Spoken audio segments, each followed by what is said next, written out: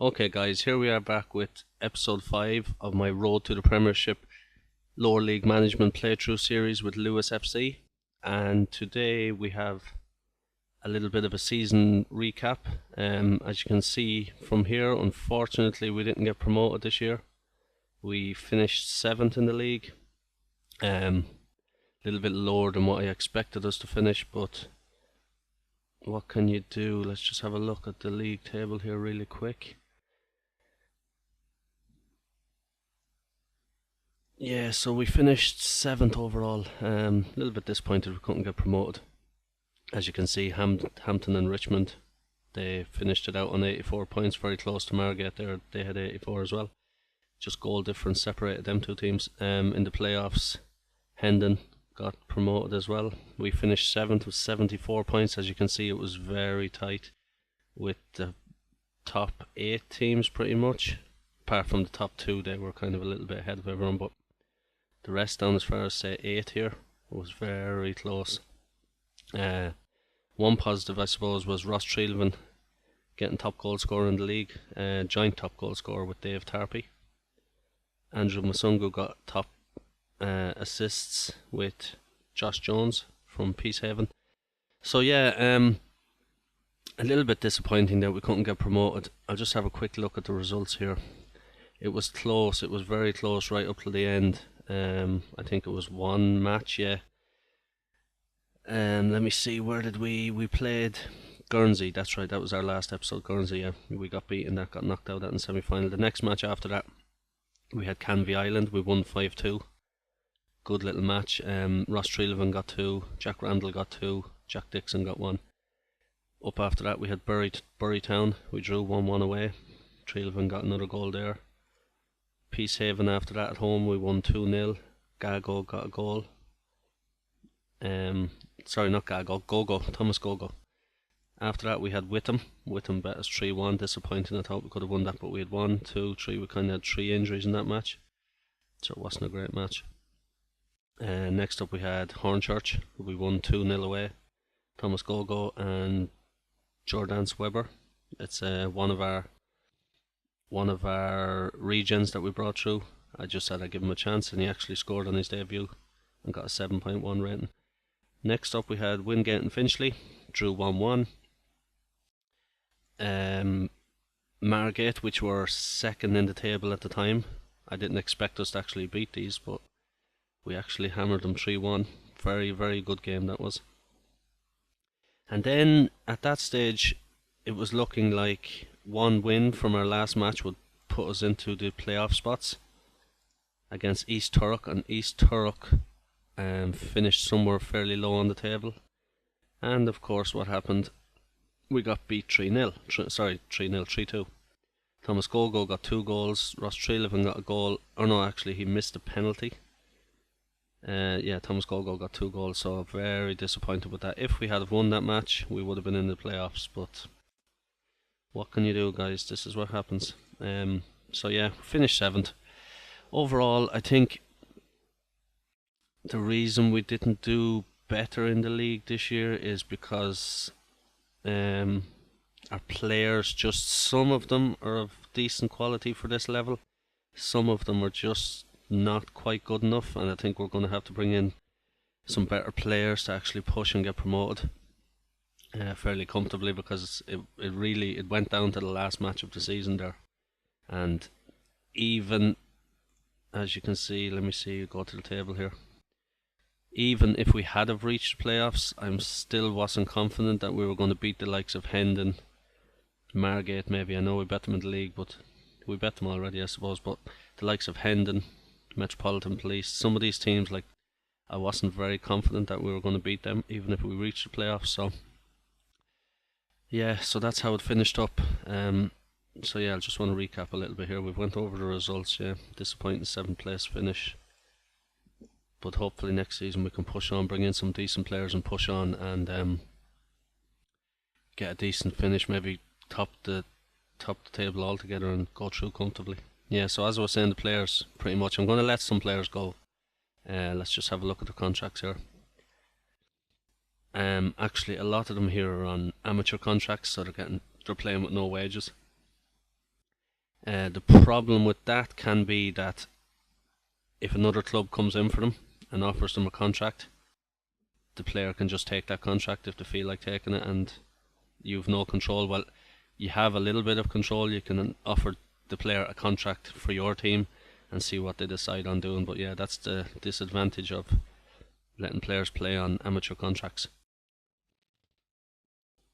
But on the other side of that, the advantage is that you don't pay any wages or anything like that. So, and they don't demand and complain to be played all the time. So, I suppose, what can you do with that? Yeah. So let's see. Some of the lads, their contracts expire this summer. So you've got Ricky Banks. I'm going to let him go. I think I'm going to try bringing a better goalkeeper, first choice goalkeeper, or maybe a backup for McWeeny. McWeeny hasn't done too bad this season, so we'll see what we can do. Next up, Gary Elfink, a player that he's 29 in age. I was thinking strongly about keeping him, but the reason I'm going to let him go, I think, is because he's turned out to be quite slow. He's pretty slow, to be honest, and I noticed a lot of times this season. Now, he did get a 7 rating overall this season, which isn't bad, but a lot of his stats they've gone fairly low at that age. Now he's 29, he's pretty slow. I've noticed that a lot of teams, when they play the ball past him into a striker, he's unable to catch up. He's like left in the lurch with quick strikers against him, so I think I'm going to let him go. He had a decent enough season. Sam Gore is the next one. Yeah, just he's a left back, just not quality enough. I don't think he's 26, just not quite good enough. I'd like to bring in someone better than him, so I'm going to let him go as well. Tom Vickers is another guy, 21-year-old, not a bad player, but not an excellent player either. Like, his stats aren't amazing either. A couple of physical stats are alright, but try bring in someone maybe better for him as well. James Fergami, I was going to let him go as well. Done okay, scored a few goals this season, but not an amazing, and I think he's actually signed a contract with Kettering, so he's going to join them on the 1st of July. Next up, Jack Dixon. This player is someone I was puzzled whether I was going to keep him or not. He can play in a few positions and stuff. He's actually played more than 3 in the league because he went out on loan for a short spell there with Folkestone. Played 3 appearances, got a 757 rating. For me, he played 27 matches, scored 2 goals, 3 assists, 684 rating for the season. Not amazing. I'm still kind of puzzled whether to keep him or not. He's only 24. Physicals are okay, not great. Passing's good, long shots, free kicks are good, so it's kind of a hit or miss. I'm not sure what to do with him. I might just let him go and see can we bring in some better players. But yeah, a lot of the other guys are contracted till 2016, so any of the guys from, let's say, this guy here down, all these players here will be staying till next year anyway, and we'll see how we get on. We'll hopefully integrate a few new players into it. In terms of, let's just have a look at the stats for the season here. General info. We don't need to look at general info. Let's look at selection info. Yeah, average rating. Top average rating for the season was Ross Treleaven. Scored an amazing 39 goals. Absolute great player for us all season. 26 years of age. He's improving slightly in areas. Scored plenty of goals. I don't think without Ross Treleaven this season, I don't think we would have done half as well. So he's contracted, I think, for another year. So I'm going to keep him for another year. Might look to bring in 1 or 2 more strikers just to see. Next up we had Thomas Gogo, who's been a great little player for us when we brought him in. 19 years of age. Some of his stats are going down, which is unusual, but yeah, he's 19, which is great. He'll improve a bit. Had a great season out on the right wing. 18 appearances, 9 goals, 5 assists. Got a 7.17 rating for the season. Played well in the cup, the 2 games he played. So yeah, he's a good player. I'm going to keep him. Ishmaeli, another decent player. He was injured once or twice. He got 707 for the season. Scored 12 goals out of 22 appearances. Another decent player. He's 19 as well. Yeah, I'm going to keep Ishmaeli as well. Plays in that attacking centre mid place, or position should I say. Does well there. He's a current under 21 international for Albania, so hold on to him anyway for another season, see how he gets on. Elfink got a 704 out of 41 appearances, played plenty of appearances. But as I said, I think I'm going to let him go. He's just going to start declining, I think, from here on out. Kelvin Bosman, 7 rating out of 36 appearances, 13 goals. Decent player as well. Technicals, not fantastic. He's got a good bit of pace, which helps him out. Decent bit of flair. Yeah, he scored a few goals this season. Gogo actually took over that right wing position when he came in, because at the time Bosman was playing pretty bad, or he had a few bad ratings, so I just decided to put Gogo in, and Gogo has just excelled from there. James Fergami, the striker that we had underneath Trilvan, when he scored 12 goals this season. He mainly scored most of them goals when Trilvan got injured for a period. 12 goals in 15 appearances, 19 off the bench, got a 698. As I said, decent enough player, but just think I'm going to let him go and see can I bring in someone better than him. Sam Gore, 697 out of 33 appearances. Masungu out on the left wing, 42 appearances, 5 goals, 693. Masungu's another one I'm keeping hold of as well. Decent player. Yeah, decent player. He hasn't got amazing stats by any means. He's got a good bit of pace, but he's actually performing well, so we're going to hold on to him. Henry Muggeridge, another one right back, 691 rating. He was injured for the last end of the season for quite a few games at the end of the season. I think he was out for about 3 months. 21 years of age. I want to hold on to him as well. He's a decent enough player at right back. I think he can do a job for us next season. George Bramford, 687 midfielder. Yeah, Jack Dixon, going to let him go. He got a 684. Ricky Banks, going to let him go. Ollie Rose, I'm holding on to him. He got a 680. And all the way down, there's not really anyone to note that was spectacular this season. Can we get up the assists maybe? Have a look at the assists. Assistant reports. No, don't need to look at that. Yeah. I think we'll leave it at that. So yeah, you've seen, we went through them few bits and pieces, yeah. Next up we have, let's have a look at the regions, yeah. Same again, you've seen these I think in one of the other episodes. Cut them there, hopefully we can bring in 1 or 2 more decent ones. In terms of transfers, I've already started to make a few moves in the transfer market. Let me see, we've gone down as Marius Batesh. He's too old for the under 21 now, so he's moved up to the senior squad. As I said, he needs a work permit as well, so I've applied. I think I've applied. No, I haven't applied. I'm going to apply for a work permit actually. I might just apply now while we're here. Apply for a work permit, see can we get one. Batesh, yeah. I've showed you these 2 guys, Pete Ellis and that. They were just regions. Okay, so first bit of transfer activity I've had before the new season starts is Balkia, Faik Balkia. He's from, I'm not even going to guess that one. He's from, not even sure guys where he's from.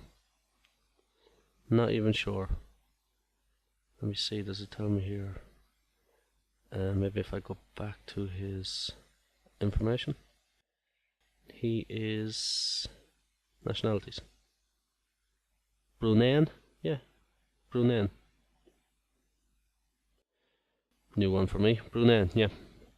So, he's actually a young guy from Chelsea. As you can see here, he was at Chelsea. I was looking through their under 18 players, spotted this guy, and 17 years of age. Not bad. He's more than likely going to improve quite a bit.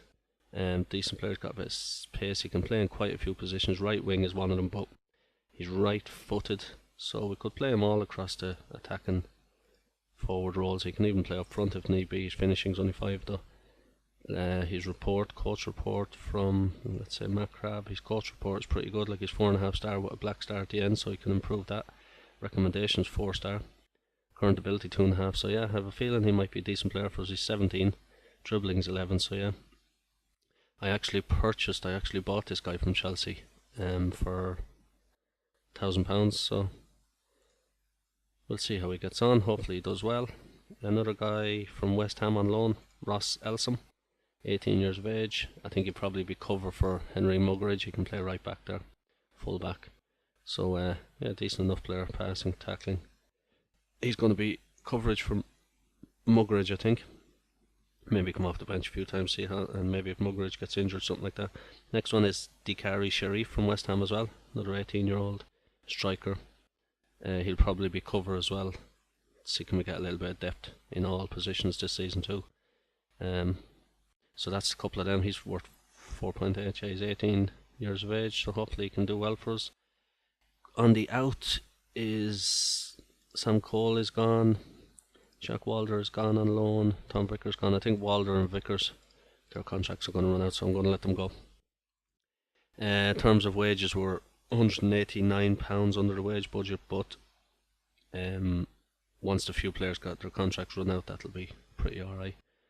In terms of the board, I've asked the board on numerous occasions to upgrade youth facilities and training facilities and stuff like that, and they're having none of it, so they simply don't have the funds seemingly, so we'll just have to roll with the punches. I've also signed a new contract for a year.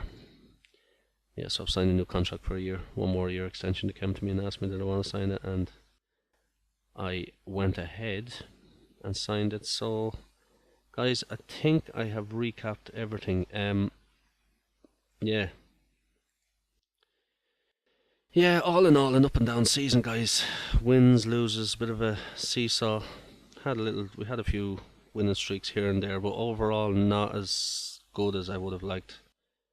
I thought at the beginning the players we had were going to be enough to push us through for promotion, but obviously not. But it did go tight at the very end of the season. It was like a lot of the games we actually lost, which were disappointing. If we had won them, we would have been more comfortable. Like, I mean, coming up near the end of the season, like a couple of smaller teams that we lost to, like East Turk at the very end. If we had won that, we would have been in the playoffs straight away. So yeah, disappointing, but what can you do? So hopefully next season we'll roll on and get promoted fairly quick.